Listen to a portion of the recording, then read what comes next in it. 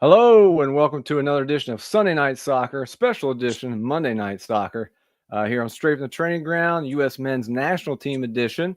I'm Jay here with one of our Erics.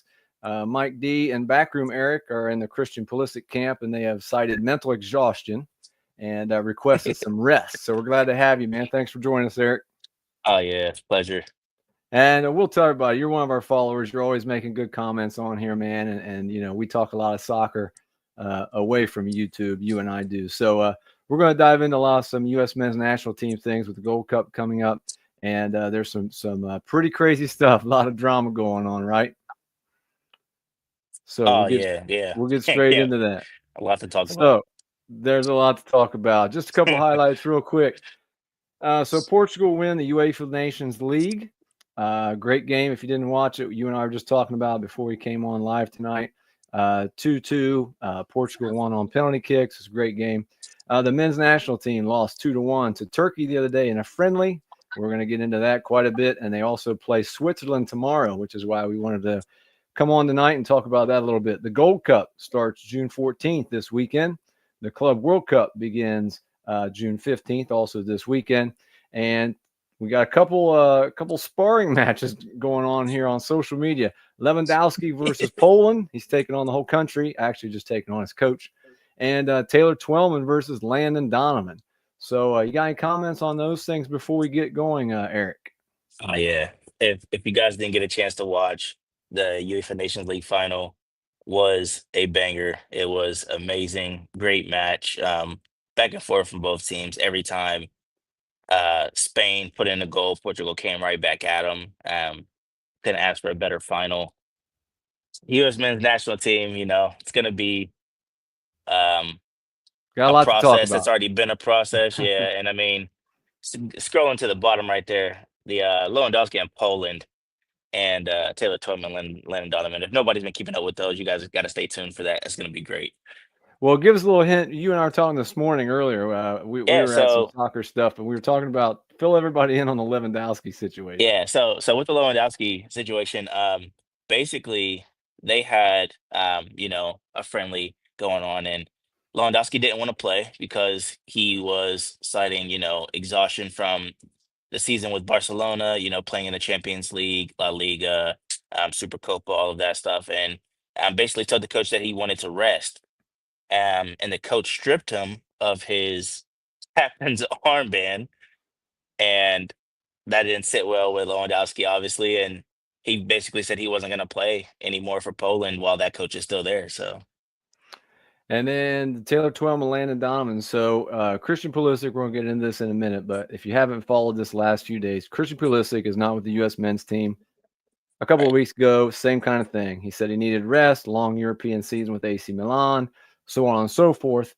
And he's been getting a lot of flack for that. Well, yesterday, after the Portugal win, Landon Donovan went on TV and, made a point to show, Cristiano Ronaldo, he's 40 years old. He played 88 minutes, for Portugal. He came off, I think, injured with a couple minutes left, but he scored a goal. He was crying after the final, and Landon Donovan said, man, that's what it should be like to play for your country. This guy's 40 years old, and look what it means to him. Kind of a shot, at Christian Pulisic and some of these guys sitting out. So then Taylor Twellman came on and reminded everybody. It came on social media, rather. He did, and Right. just point out Correct. the fact that before the 2014 World Cup, Landon Donovan did request a sabbatical, citing that he needed some rest. And Jurgen Klinsmann at the time was the coach, and he remembered that and did not take Landon Donovan with the men's national team to the 2014 World Cup, which then has also got recently today. I think Clint Dempsey chimed in on it and kind of made a comment about that, about Landon Donovan's time off. And then Pulisic's dad, Pulisic's I think dad. this afternoon, right, chimed in on social media, made a comment. It's turned into a big thing. So moving along, we're going to go real quick. So the other day, Eric, the U.S. team, you can see the rankings now.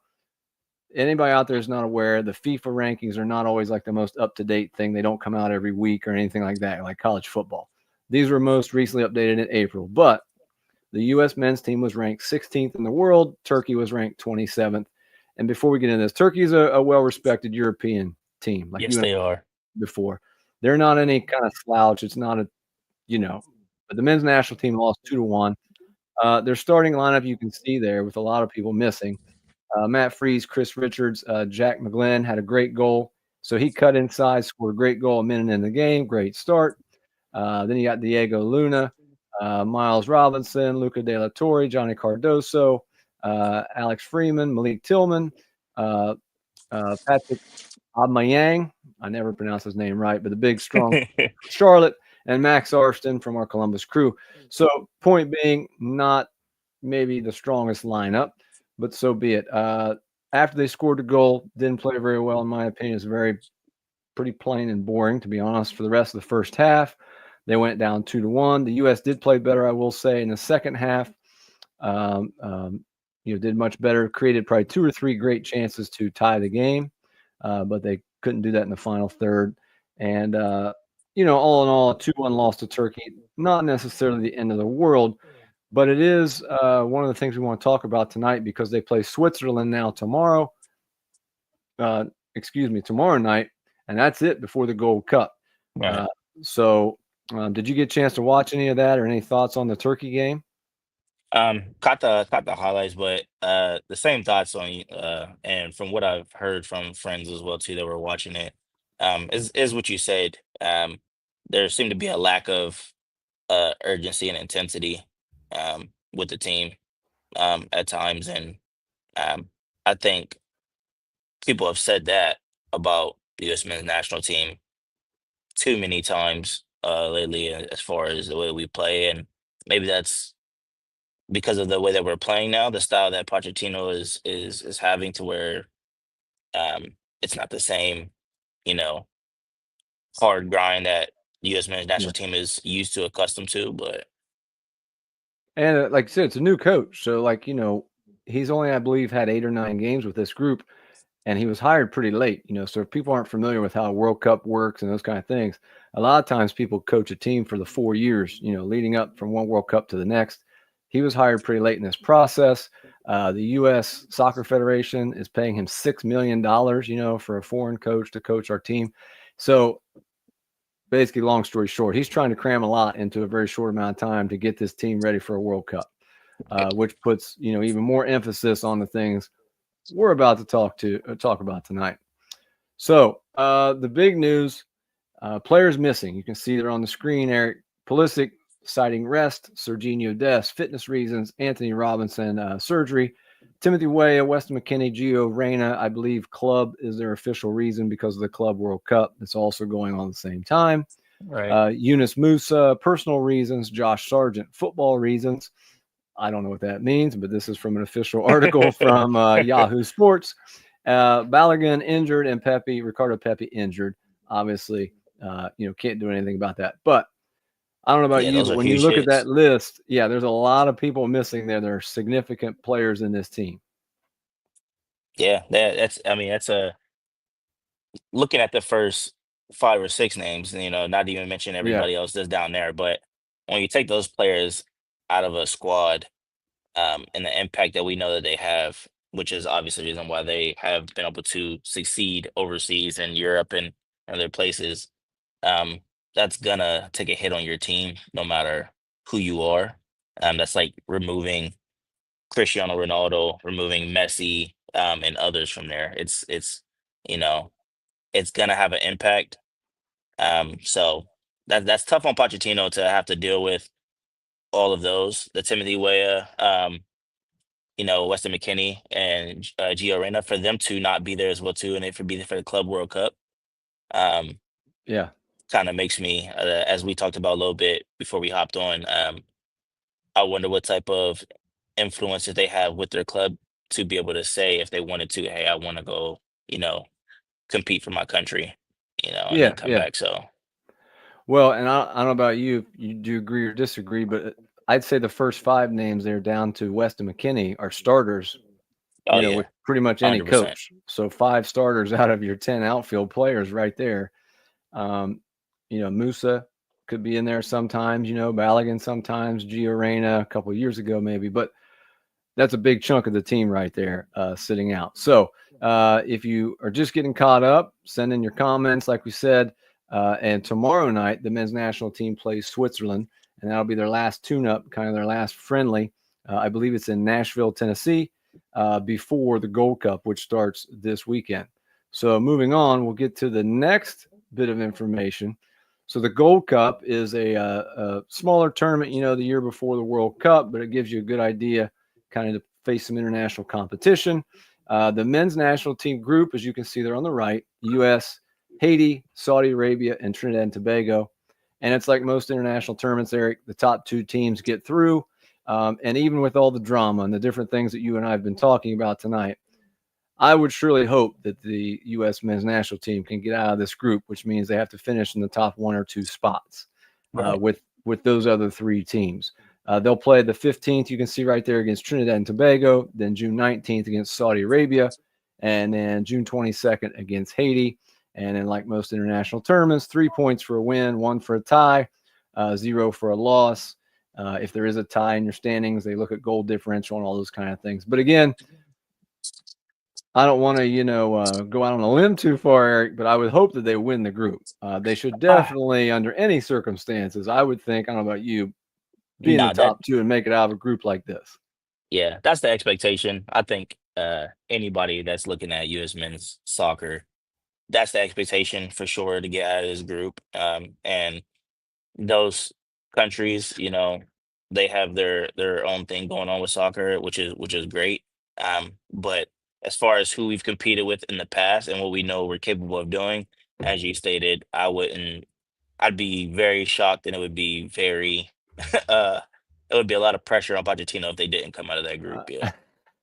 Uh, uh, that would be an understatement. Yes, I can't imagine the outpouring of media if the U.S. men's national team did not at least make it out of the group, given this list: Haiti, Saudi Arabia, and Trinidad and Tobago. But good summer soccer for everybody to watch. Stay tuned in. Like we said, it starts this weekend. The U.S. men's first game is June 15th against Trinidad and Tobago. So moving on to our last topic tonight, the big issue, Eric. Part of the reason why everybody's getting so worked up right now about this is because the World Cup is next summer. And this is only the second time in 90 years since the World Cup was started that it will be held here in the U.S., Thank you. which makes a very big deal. So one of the things, you can see kind of the history there of the men's national team over the course of the World Cup, which, I think is just kind of interesting. In 1930, which was the first World Cup ever, we finished third. Now, there were 13 teams back then. I did look it up, Eric, but 13 teams, but still finished third, lost to Argentina in the semifinal. Other than that, in 2002, that was our best, uh, uh, I guess, showing, you would say. They lost in the Yeah. quarterfinals to Germany. That was with Landon Donovan, DeMarcus Beasley, all those guys in Asia, which showed the quarterfinals is the Elite Eight, very respectable. 2022, the last World Cup, we went out one round before that. We made it out of our group. We lost the first game, which is the Sweet 16, you would call it. Hmm. 2018, we did not qualify, if everybody remembers that. 2014, quarterfinals again, which is the Sweet 16. Yep, and I And remember watching that. 2010 quarterfinals again. So just, a reminder, kind of the history, but what we were really wanted to dig in and talk about. Obviously, I think we both agree, Eric, there's pressure on the men's national team, not just because they're hosting the World Cup, but because it's so soon. There's so many different factors, right? New Yeah. coach, a lot of pressure on the coach because, like we said before, they're paying $6 million. The media, the fans, a lot of people were really going crazy on social media pushing for a coaching change, and they wanted a big time name and all that. Well, they went out and did that. They splashed the cash, as they would say. But $6 million for a coach is a lot of money from U.S. Right. soccer. So that adds to the pressure. The timing adds to the pressure because he's not, like we said, he hasn't been there very long.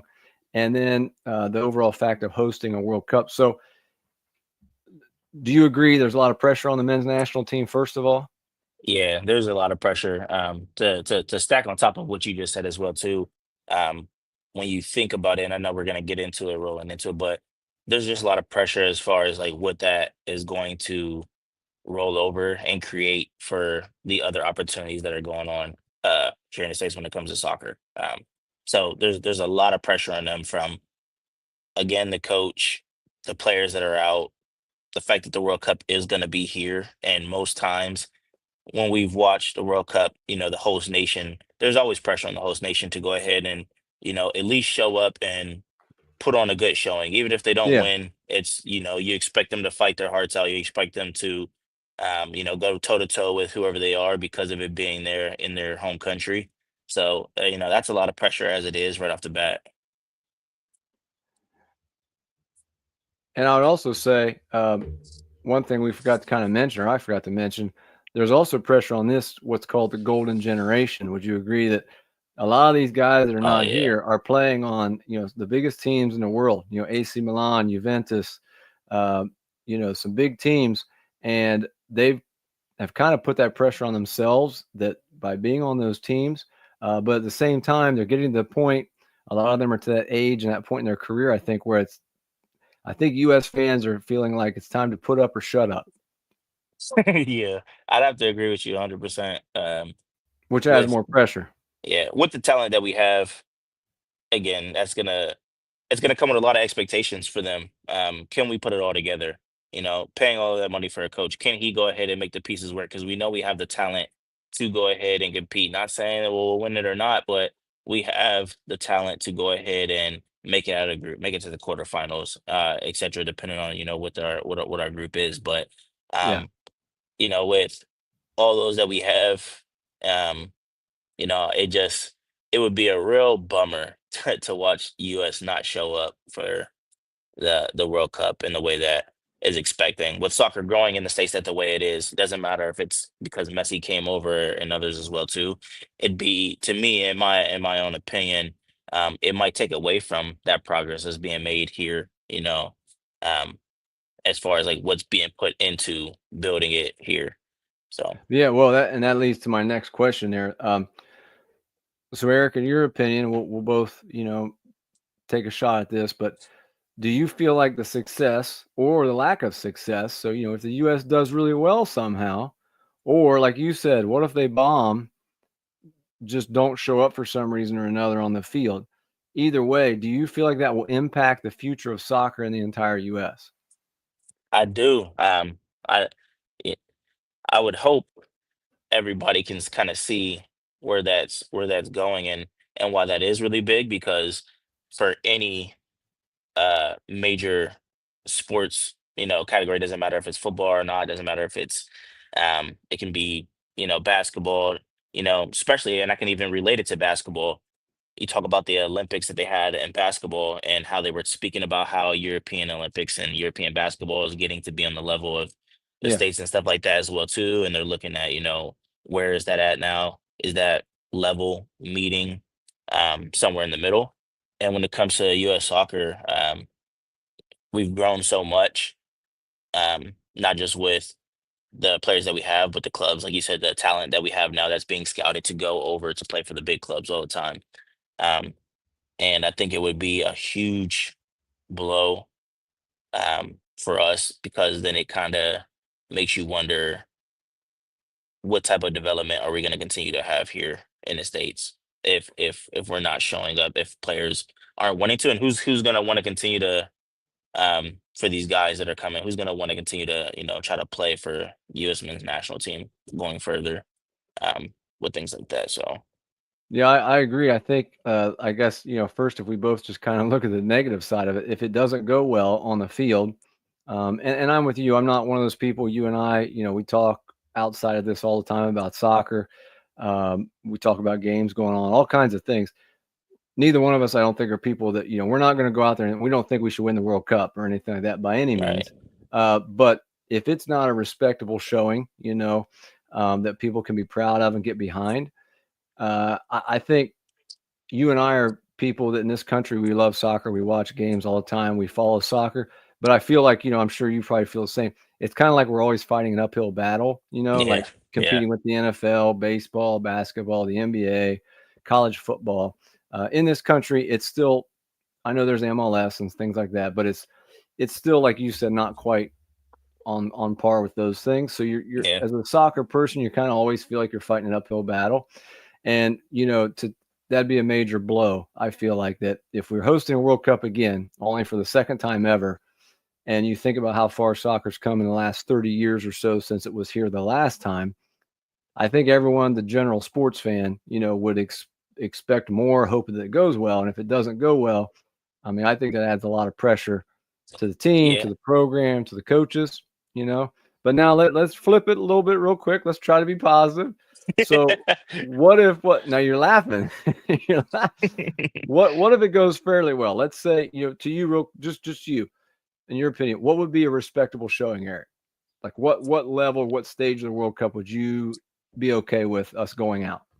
So again, I think, that comes down to the group that we're in. Yeah, If we yeah, get placed in a group of death, with, the top, top teams, even favorites, that makes it tough. But if we're placed in a group where, even if we have one person, one team in there, one country in there that's, really good, and we can make it out, I think we can get to the quarterfinals with the talent that we have. If they can be there, um, and if people be healthy, I think quarterfinals should be the goal at minimum. And I know that's kind of stacking it high, but I think that should be the goal at minimum, yeah, um, for us to get there and then see what we can go from there. Because just speaking as like when I was a kid growing up, watching, I watched a lot of European soccer all the time, and it wasn't because I chose that. I just didn't know too much about uh, you know, the U.S. men's national team when I was younger. I didn't know too yeah. much about them. I didn't watch too much about them as all at all.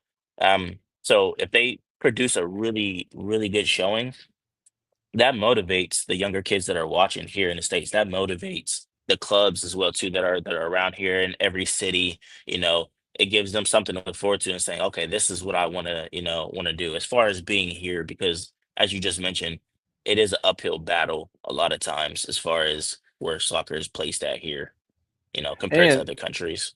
So, yeah, yeah. And I will also bring up the fact you and I both coach girls, and what you just alluded to. Look at what happened in 1999, right, with the Women's World Cup. It was here, and Mia Hamm and all those guys won the World Cup. And look mhm. at the enthusiasm The and blow up, yeah, everything, yeah, for girls soccer and women's soccer in this country. So, and again, not by any means suggesting we should win the World Cup, but I'm with you. I think I agree. I think that you never know what group you're going to get placed in, and then to get out of your group, you never know who you're going to get matched up with in a knockout game. But I think if we get out of the group and then win one game, get to the quarterfinals, I think that would be respectable. I think that would be very respectable, regardless of who we're playing. Anything after that, to me, would be a bonus. yeah, But I'm with you. I agree. I think that's a good goal to have. I don't think that I think the days are over of, back when, we only had one or two guys that had ever played, in England or in Europe, and the rest of the team was, we were always just trying to scrape and get a result somehow. I mean, we have guys, like we said, playing for Juventus, playing for AC Milan, playing in the Premier League, starting for these teams. They're not just on the hmm roster, they're starting. They're one of the best players on some of these teams. yeah. So We I spoke think about that's, it. yeah, Wait, go when you ahead. talked about Pulisic, like he's one of the best in Serie A without a doubt. Yeah. Media outlets say it. The top, um, you know, commentators from everywhere, they all speak on him on the job that he was doing when he got over there. People had their doubts of could he compete over there, at a high level, and he's answered that question. So, Yeah, yeah, absolutely. So I think that we can wrap things up tonight, Eric. Thanks a lot for joining us. We really appreciate it. But my pleasure. oh, absolutely, man. You're always welcome. You're always sending in the comments, but we're glad to get you on camera this time, man. Yeah, this is But exciting. This is exciting.